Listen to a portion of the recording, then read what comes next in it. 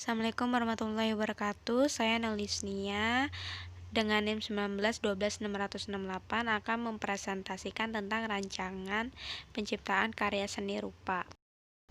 Proses penciptaan karya seni rupa di TK ada 4 kategori, yaitu 1. Mengamati. Mengamati itu memberi kesempatan untuk mengembangkan kepekaan persepsi melalui kegiatan mengembangkan kemampuan pengamatan kritis. Yang kedua ada merasakan atau feeling, yang memberikan peluang untuk mengembangkan respon estetis melalui kegiatan apresiasi dan pengembangan kepekaan dan penilaian estetis. Terus 3. Berpikir atau thinking, yaitu memberi peluang untuk mengembangkan kemampuan mengevaluasi dan mengapresiasi melalui objek dan perbedaan personal. Terus yang keempat ada melakukan, yaitu memberikan peluang untuk mengembangkan keterampilan yang merupakan ungkapan emosi atau perasaan dan gagasan anak. Jadi untuk proses penciptaan karya seni rupa di taman kanak-kanak itu pasti kita pertama itu harus mengamati dulu karya seni rupa. Setelah itu kita rasakan untuk membuat karya seni rupa. Terus habis itu kita berpikir nih, kita mau bikin karya seni rupa apa dan mau bagaimana nih gagasannya. Nah setelah udah dipikirin apa sih sudah direncanakan gitu, baru kita langsung dilakukan, langsung praktek. Rancangan pengembangan seni di TK yaitu harus berdasarkan pengembangan kurikulum nasional pendidikan seni di TK yang berdasarkan yang pertama kompetensi dasar, yang kedua konsep pembelajaran terpadu dengan kompetensi lintas kurikulum. Jadi pengembangan kurikulum nasional pendidikan seni di TK itu harus yang pertama itu ada KD atau kompetensi dasar, yang kedua itu ada konsep pembelajaran terpadu dengan kompetensi lintas kurikulum. Jadi pembelajaran terpadu di TK ini dilakukan beberapa model keterpaduan belajar antara bidang seni dengan melihat keterpaduan bidang kemampuan yang satu dengan yang lain. Nah, dalam proses pembelajaran seni di TK ini diusahakan agar anak memperoleh beragam pengalaman baik dalam bidang seni maupun bukan bidang seni. Jadi rancangan pembelajaran dalam seni rupa di TK itu agar si anak itu memperoleh pengalaman bukan hanya di dalam bidang seni tetapi juga yang bukan bidang seni.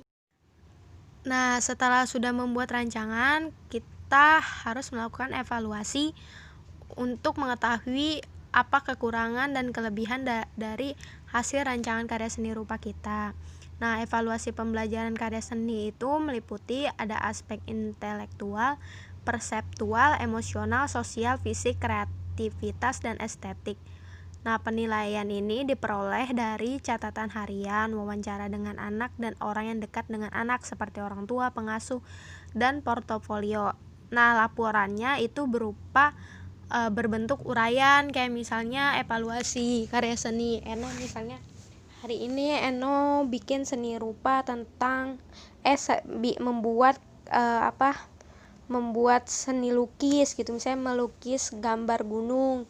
Nah ini tuh udah bagus, nanti habis itu ditulis nih catatan hariannya, habis itu wawancara dengan anak, terus ngasih tahu ke orang tua bahwa Eno ini udah bagus banget untuk ngembangin karya seni lukis ini. Terus habis itu dibuat kayak portofolio atau hasil laporan si anak dalam membuat karya seni rupa yang berbentuk portofolionya itu berbentuk uraian. Setelah membuat rancangan, habis itu evaluasi, maka dilakukanlah apresiasi untuk anak. Agar apa? Agar si anak lebih semangat lagi untuk membuat karya seni rupa. Nah, apresiasi kan yang kita tahu ya, itu adalah berupa penghargaan terhadap sesuatu, terhadap pelaku seni dan karya seninya. Nah, apresiasi seni ini harus ditumbuhkan dan dikembangkan pada anak. Nah, bagaimana sih menumbuhkan apresiasi untuk anak? Nah, dalam seni musik nih bisa mendengarkan, bereksplorasi, bermain musik, dan bernyanyi. Kalau seni tari itu bisa mendengar, melihat, mendengarkan, eksplorasi, dan menari. Jadi kan kita ya pasti seni tari, seni musik kita harus lihat, kita harus dengar, apalagi kalau seni tari itu kita harus lihat gimana cara gerakannya, habis itu didengerin alunan musiknya, terus habis itu kita jelajahin gerakan-gerakannya ini bagus apa enggak, habis itu kita langsung praktekkan kayak gitu. Nah, seni rupa itu kita dilihat dulu nih bentuknya. Saya karya seni rupa melukis, habis itu eksplorasi, mau bikin apa nih, bikin rumah, bikin apa, habis itu kita langsung buat. Nah, kesadaran estetik seni itu penting banget ya untuk anak usia dini.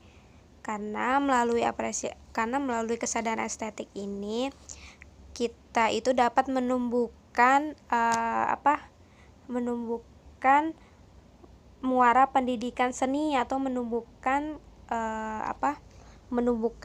seni terhadap anak usia dini yang sesuai dengan perkembangan anak melalui apresiasi seni.